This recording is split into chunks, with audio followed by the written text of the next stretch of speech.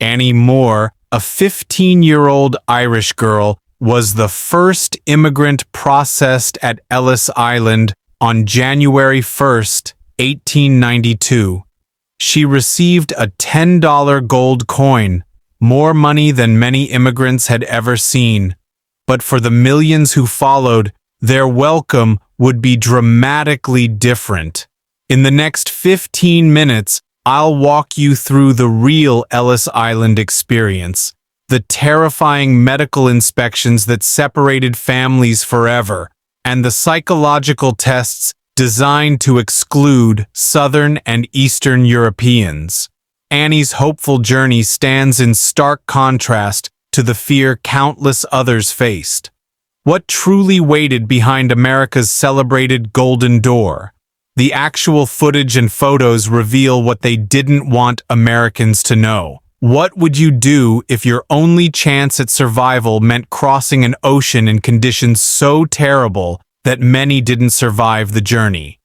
For millions of immigrants seeking a new life in America, this wasn't a hypothetical question, it was their reality.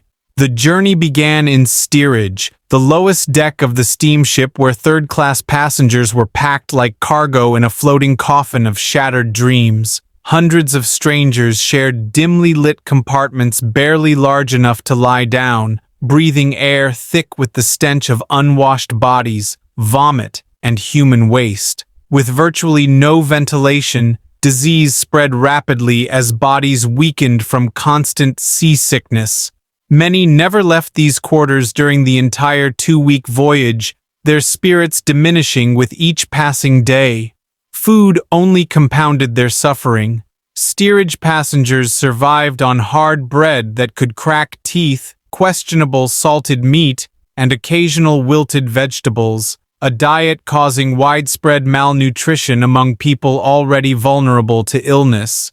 Mortality rates in steerage were alarmingly high, with diseases like cholera and typhus claiming lives before reaching American shores. The contrast was stark.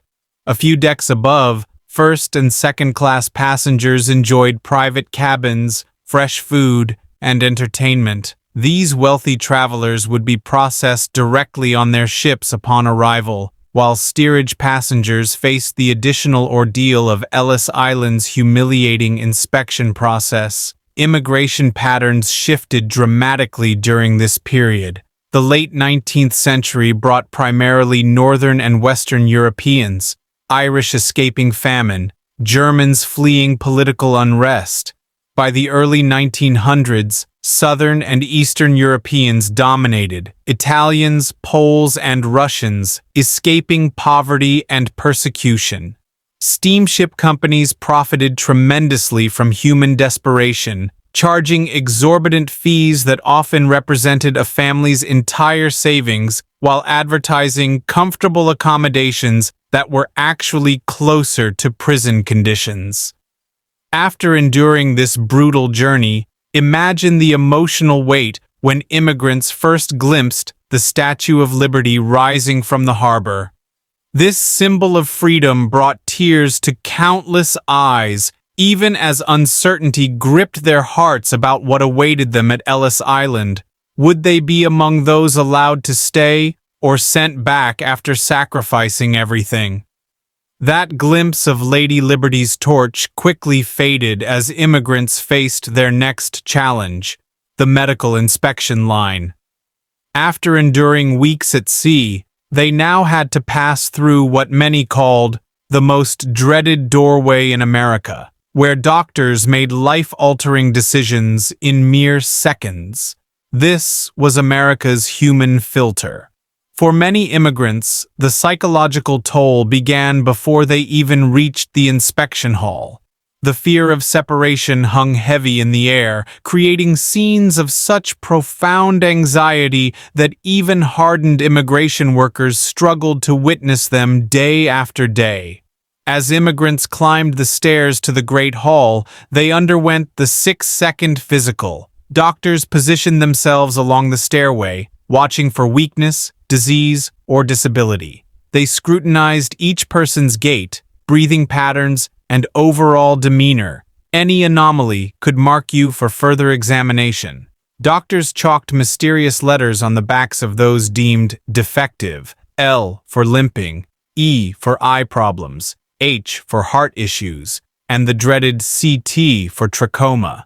Codes that determined fates in a language immigrants couldn't understand. The eye examination terrified newcomers. Doctors approached with a button hook, a tool for fastening shoes, and flipped eyelids inside out, searching for trachoma inflammation. Many later refused to speak about this humiliating experience. Those marked faced intensified nightmares. At the stairs of separation, children suspected of illness were taken from parents. Families faced impossible choices: return to Europe together or continue to America without their child. Hospital facilities, though advanced for their time, became overcrowded detention centers. Brief medical reviews stretched into weeks of confinement. Meanwhile, eugenics theory transformed inspections into scientific-sounding discrimination.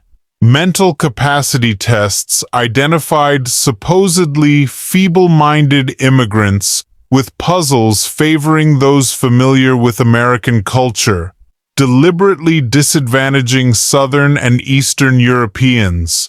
The system grew more rigorous, with approximately 20% of arrivals detained for further examination. Yet despite the terrifying process, only about 2% were ultimately rejected on medical grounds. The real damage was psychological, the humiliation and trauma that earned Ellis Island its other name, Island of Tears. Beyond the trauma of the medical line, immigrants faced their next, and arguably most critical challenge, the legal inspection. Shuffling into the registry room, also called the Great Hall, they confronted a bureaucratic machinery designed to process and increasingly exclude them. The 29 questions hurled at each immigrant became powerful tools of exclusion, transforming seemingly straightforward inquiries into potential traps. Imagine being asked about your political beliefs, financial situation, and criminal history in rapid succession while exhausted, disoriented, and speaking through interpreters who might not fully understand your dialect. A single wrong answer could mean deportation.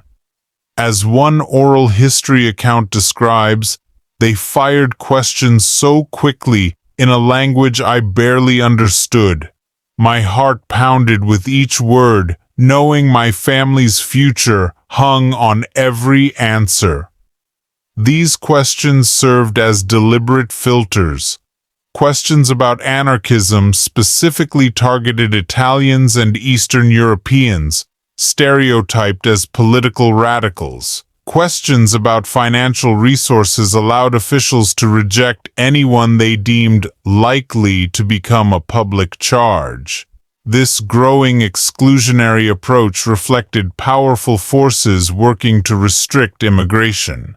The Dillingham Commission's 41-volume report concluded Southern and Eastern Europeans were racially and culturally inferior to earlier immigrants. This pseudo-scientific racism fueled increasingly restrictive policies, while organizations like the American Protective Association lobbied for literacy tests specifically calculated to exclude certain nationalities. The xenophobic climate intensified following the catastrophic 1897 fire that destroyed Ellis Island's immigration station and incinerated federal immigration records dating back to 1855. As countless family histories vanished overnight, anti-immigrant sentiment continued building. This culminated in the Emergency Quota Act of 1921 and Immigration Act of 1924. Establishing strict quotas based on national origin to preserve America's perceived ethnic makeup. Immigration from Southern and Eastern Europe plummeted, and Ellis Island fell quiet, as the quota system reduced immigration to a trickle. While quota laws reduced immigration to a trickle, Ellis Island's brick walls were about to witness a dark transformation. The same halls that once echoed with the hopeful voices of newcomers seeking freedom would soon confine those deemed threats to American security, including many who were American citizens themselves. As World War I erupted, Ellis Island morphed from welcoming center to detention facility. Hundreds of suspected enemy aliens were held under military authority. The transformation intensified during the Red Scare, when thousands of suspected radicals and anarchists were imprisoned without due process. They locked me away for weeks just because of my accent and a book I carried, recalled one detainee in an oral history. I came seeking America's promise, but found only its fear. During World War II, this pattern repeated. Japanese, German, and Italian Americans faced imprisonment in the very buildings where their parents had first entered America. American citizens were detained solely because of their ancestry, their constitutional rights suspended in the name of national security. Following its closure in 1954, Ellis Island entered another dark chapter. Abandonment. For nearly 6 decades, nature reclaimed what humanity had built. Buildings crumbled, roofs collapsed, and vegetation overtook the halls. The physical decay mirrored America's fading commitment to its immigrant foundations. Broken windows and crumbling limestone became silent monuments to shifting immigration policies and collective amnesia. Only in 1965 did Ellis Island join the Statue of Liberty National Monument, though restoration didn't begin until the 1980s. This private-funded undertaking sparked intense debates about which stories deserved preservation: the triumphant narrative of welcomed immigrants or the darker chapters of detention and discrimination. Among the preservation efforts, the Ellis Island Oral History Project stands as perhaps the most valuable. With nearly 2,000 interviews from immigrants, officials, and employees, it captures personal experiences often omitted from textbooks. Through these first-hand accounts, statistics transform into human stories, revealing the fears, hopes, and determination of those who passed through its halls. The photographs from Ellis Island's abandonment are particularly haunting. Empty, echoing halls where millions once stood, reminding us how quickly we forget our origins when immigration narratives become inconvenient. Today, the Ellis Island Immigration Museum stands as a powerful reminder of America's complex relationship with immigration. Walking through its halls, you're witnessing history, confronting the same questions that challenge us today. The museum showcases personal artifacts and stories mirroring the contemporary immigrant experience, revealing how little has changed in migration's human dimension. Current immigration debates directly echo Ellis Island's era. The same fears, rhetoric about who deserves entry, and questions about American identity persist. Behind these policies stand real people with dreams like Annie Moore, who received that symbolic $10 gold coin as Ellis Island's first processed immigrant. What will we choose? Will we learn from this living memorial that immigration has both strengthened America and reflected its contradictions? Ellis Island doesn't just preserve our past. It challenges us to consider what future we want to create for our nation.